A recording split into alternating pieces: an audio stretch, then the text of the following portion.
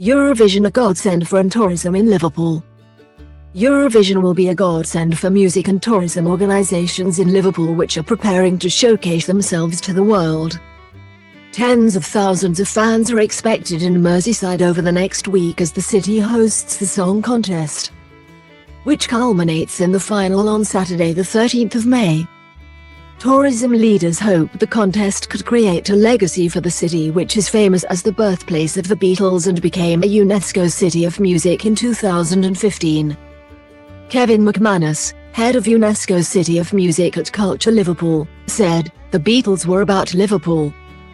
They couldn't have come from anywhere but Liverpool, but actually it's a mistake to just focus on the Beatles because we've got such a rich music tradition.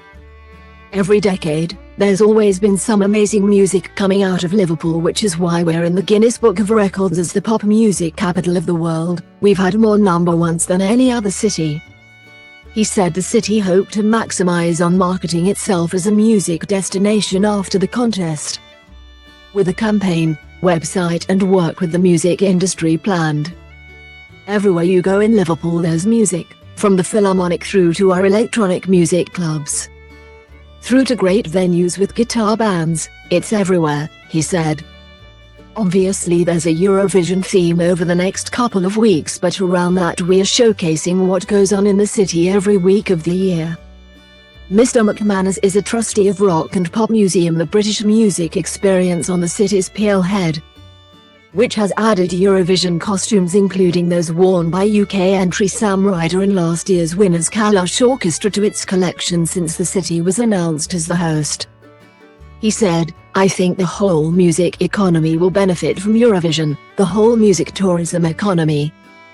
The whole hospitality industry and nighttime economy is going to benefit from it. For organisations like British Music Experience, which is a charitable trust, it's a godsend." He said being chosen to host the competition as businesses were beginning to recover from losses caused by the COVID pandemic was an absolute boon. He added, "I think, moving forward, there's the immediate impact, which is huge. But I think the impact over the next 2 or 3 years in hospitality and music in the city, and tourism, will be absolutely immense." At the Beatles Story Museum on Albert Dock, General Manager Mary Chadwick said the attraction will be opening for longer hours and is hoping to be rammed at the door while the contest is on. She said, "Showcasing what we can do here in Liverpool on behalf of Ukraine is really important. We are expecting 100,000 visitors, but it's also 160 million viewers worldwide.